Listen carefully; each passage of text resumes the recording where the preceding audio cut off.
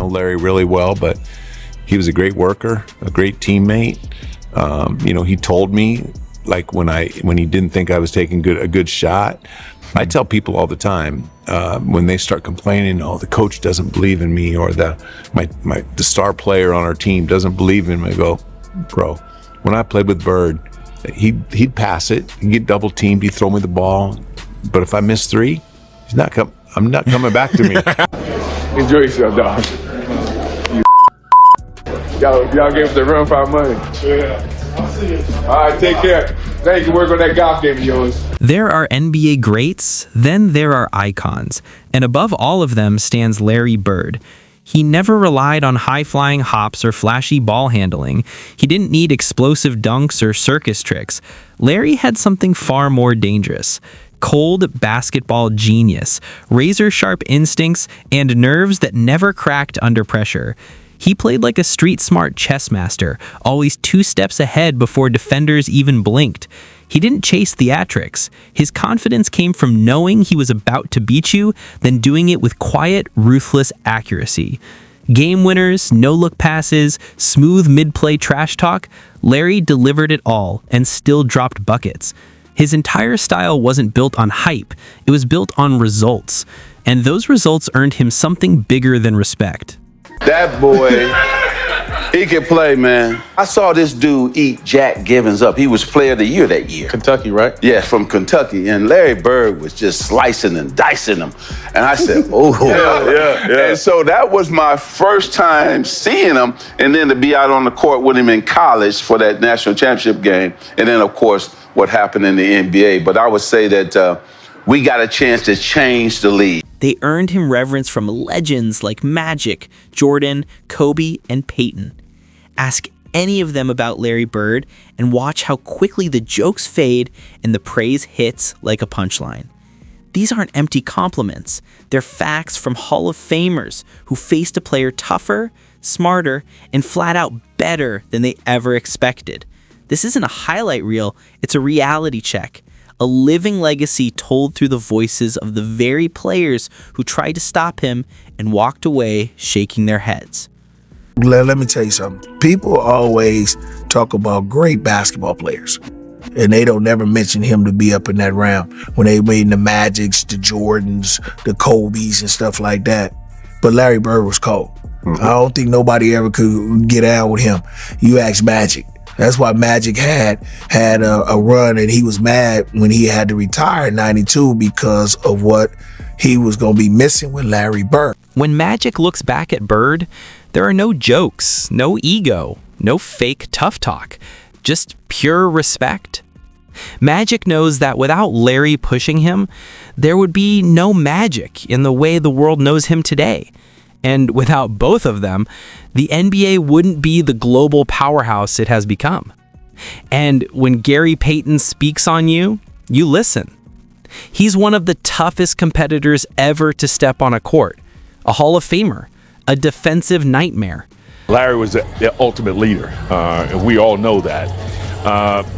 But it meant a lot because you were fighting against the Lakers, and Larry and Magic had come out, really become saviors of the NBA. It was unmarketable, and they began to turn that around, and Larry was driven. He was absolutely driven, and he wanted to make sure that every player on the team was involved in the process. Larry could have scored 40 points a game. I'm convinced of that. If he wanted to average 40 points, Larry Bird is one guy could have done it. Larry didn't need to yell to lead. He simply outworked everyone with a purpose so strong it pushed his teammates to either keep up or get left behind. Carr doesn't sugarcoat it. Larry Bird could have been a selfish scorer anytime he wanted. He had the skill, the footwork, the vision, and the full green lights take over games whenever he felt like it. But that wasn't who he was. Bird chose the team. He chose winning. And even with that mindset, he was still putting up 25 points, 10 rebounds, and 6 assists while playing through Bird in his prime or LeBron in his prime? Larry Bird. That's a quick answer. Do you remember? I know I have nightmares. Do you? Do you have nightmares? When you played with Larry Bird, you didn't just join a team, you stepped into a system of expectations. Danny Ainge learned that quickly. Even as a sharpshooter and one of Boston's fiercest competitors, talent alone wasn't enough on a roster with Bird. You had to show up, stay locked in, and deliver every night because Larry demanded nothing less. He didn't sugarcoat things or yell to make a point. His honesty hit harder than any speech. With Bird, nothing was personal. It was all about performance. If you could knock down shots, he found you. If you couldn't, he moved on, not to be spiteful, but because he was there to win, not babysit. Ainge's reflection proves it. Bird's leadership wasn't built on hype or long speeches, but on standards so high that everyone around him had to rise to meet them. And if you didn't, the ball simply stopped coming your way. That's a different level of pressure. Having a star who can score is one thing, but having a star who sets the tone for the entire team and holds everyone accountable in every moment is a completely different kind of power. That's why guys like Ainge didn't just respect Bird, they were afraid to let him down. Some rivalries were built on flash, but Larry Bird versus Dominique Wilkins was built on grit and mental warfare. Wilkins, with his flawless footwork, explosive athleticism, and deadly mid-range game, could torch anyone for 40 on any given night. Yet even he couldn't shake Bird, because Larry attacked your mind as ruthlessly as he attacked your body. Their battles in the 80s were legendary, and the wildest part was that everyone knew what Bird was about to do. He would call a shot, tell you exactly how he planned to hit it, and then bury it with cold, clinical precision. No wasted motion, no theatrics, and no stopping it. Their 1988 Eastern Conference duel remains one of the greatest playoff showdowns ever. A fourth-quarter war where they traded buckets with the season on the line. And Bird remained ice-cold through it all. That was Larry's edge. He could make even a scorer like Dominique, a guy who could drop 50 without blinking, feel ordinary. And he'd do it right after telling you what was coming. Sean Kemp, meanwhile, lived for battles. At 6'10" with a 40-inch vertical, he was a walking highlight. Explosive, fearless, and eager to dunk on anyone in his path. He thrived on chaos, contact, and pressure, going at guards, all-stars, and Hall of Famers alike. Yet even Kemp, built like a storm, found himself humbled by one man, Larry Bird. And the humbling didn't come from trash talk or some dramatic in-game moment. It happened after the final buzzer. After giving Bird everything he had for 48 minutes and still watching Larry get his buckets, Kemp was catching his breath when Bird handed him a handwritten note thanking him. That wasn't gamesmanship, it was psychological warfare. Bird's true strength was in the mind. He could break you on the court and somehow make you feel honored to have been part of the fight. He turned competitors into admirers, taking their best shot and then handing them a pen so they could take notes on how he beat them.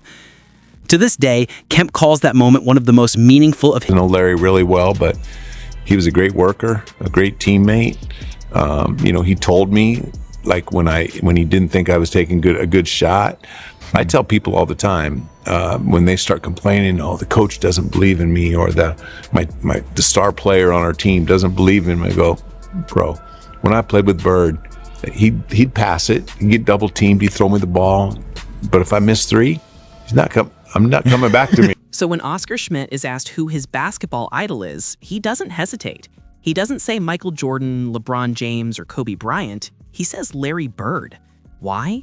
Because to Oscar, greatness was never about vertical leap or dunk contests. It was about results, intelligence, and getting the job done every single night. Oscar wasn't calling Larry a nostalgia pick or a feel-good story. He was calling him the best, plain and simple. Anyone who truly understands basketball knows the game isn't about flash. It's about will, vision, and execution. And to Oscar Schmidt, nobody embodied those qualities more than Larry Bird. Robert Parrish, Hall of Famer, Warrior, and the Chief, played beside Bird during some of the Celtics' most dominant years. He saw Larry's fire up close. He felt the weight Bird carried every night, not just as a scorer, but as the heartbeat of the entire team. Even from inside that legendary locker room, Parrish looked at Bird with deep respect. He knew Larry wasn't about theatrics. He wasn't loud, he wasn't flashy, but when it was time to deliver, he always showed up. Bird didn't lead with speeches, he led with work. He arrived early, outworked everyone in the gym, and expected his teammates to rise with him. And if you couldn't, you were in the way. Parrish played with a lot of talented players, but he understood the difference between a star and a tone setter. Bird wasn't just the franchise player, he was the franchise. Even in his own era, Larry was a throwback. He wasn't fast or explosive, he didn't have the